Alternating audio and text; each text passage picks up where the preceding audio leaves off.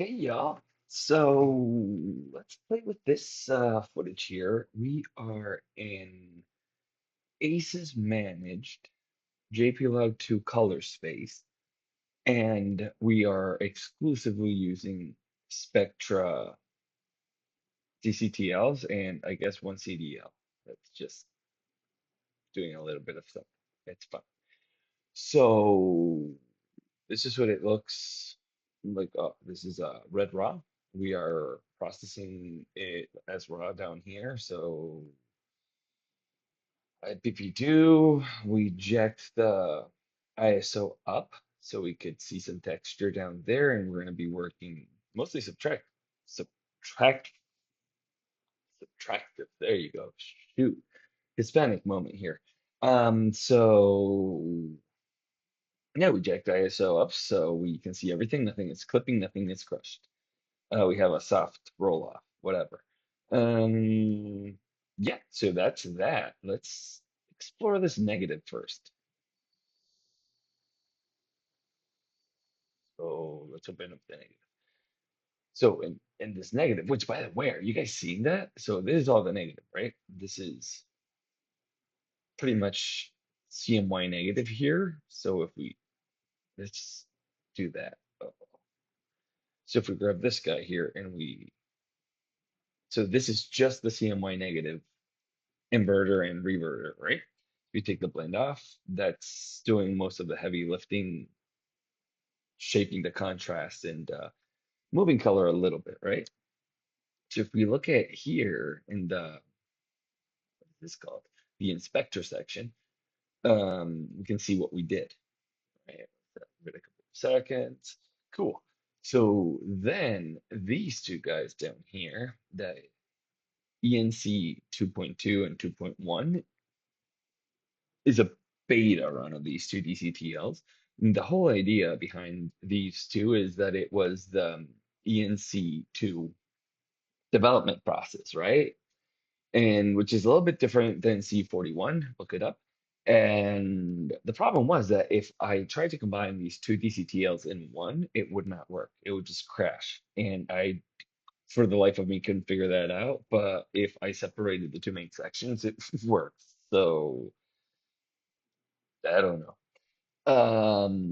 So then what we're doing here is pretty much cleaning out the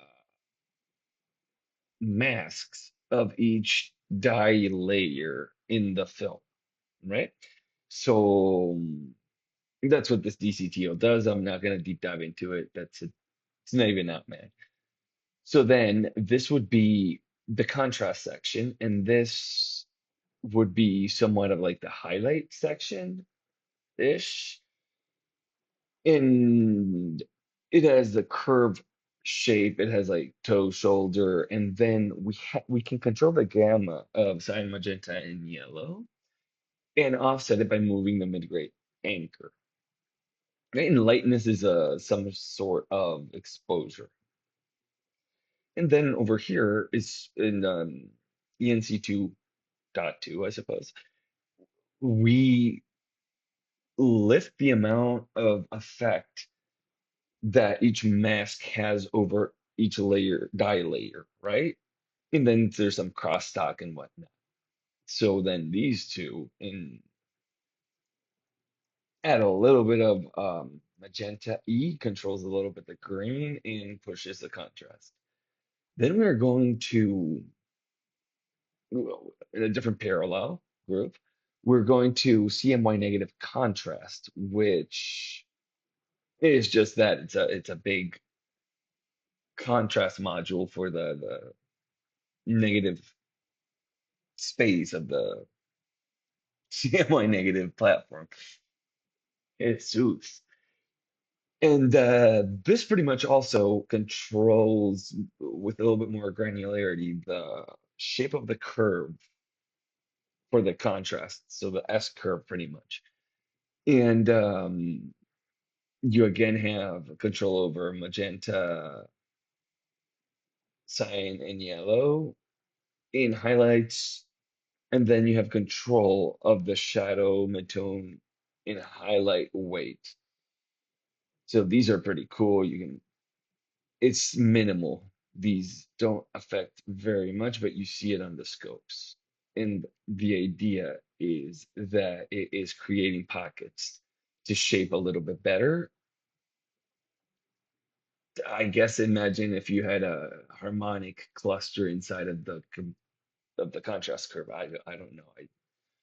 Somebody asked that I create some kind of visualizer where we see what we're doing, and I'm like, dude, that sounds complicated. But I think I should work on that. After we played a little bit with the negative contrast, we in parallel started playing with Aura Resonator, which is pretty cool because it's pretty much a preset bank that has big effect on the scene, right? Whatever. And I believe we were in Copper Bloom, but like these all do something, and then if you invert them, they go the opposite direction, right?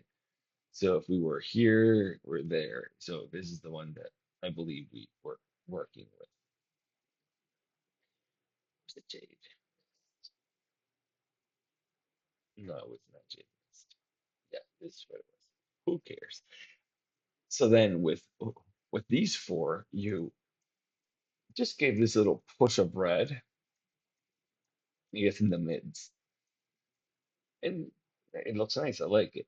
Then Light Leak, which is also in beta, is just that. It's Light Leak that we have inside of the case, which in this case we're using as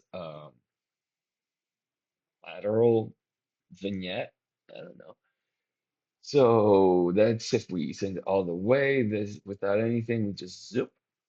And now it just feels like we have darkening there. But wait, didn't you say that this is light leak? Wouldn't that make it white? Yeah, we can make it white by inverting this thing and then just adding more of this, right? That would be what you want it to do, but we want it to be dark.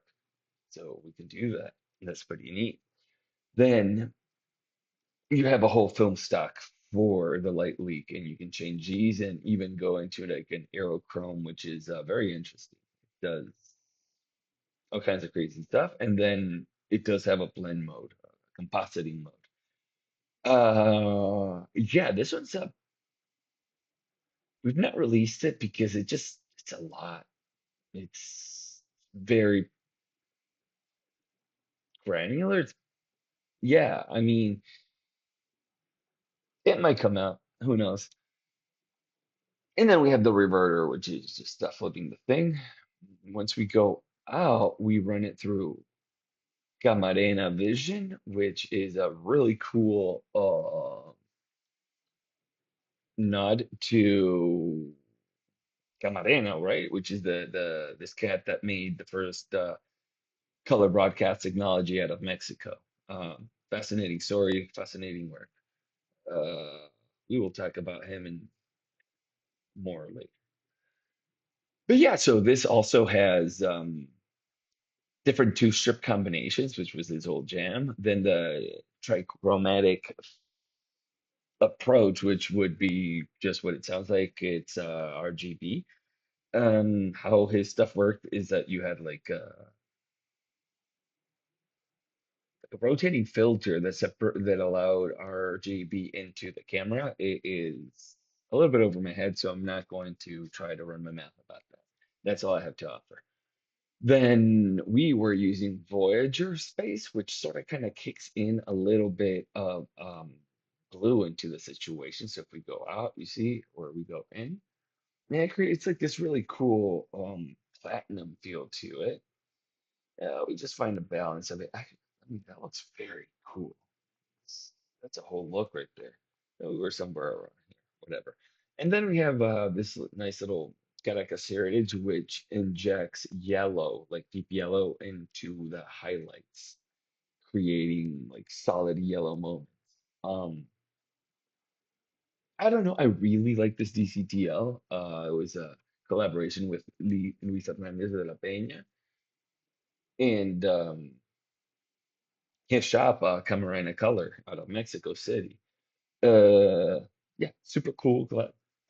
Then we have this Luma Dynamics, which is my take of Luma compressor. So imagine a compressor for sound, but it's attacking luminosity.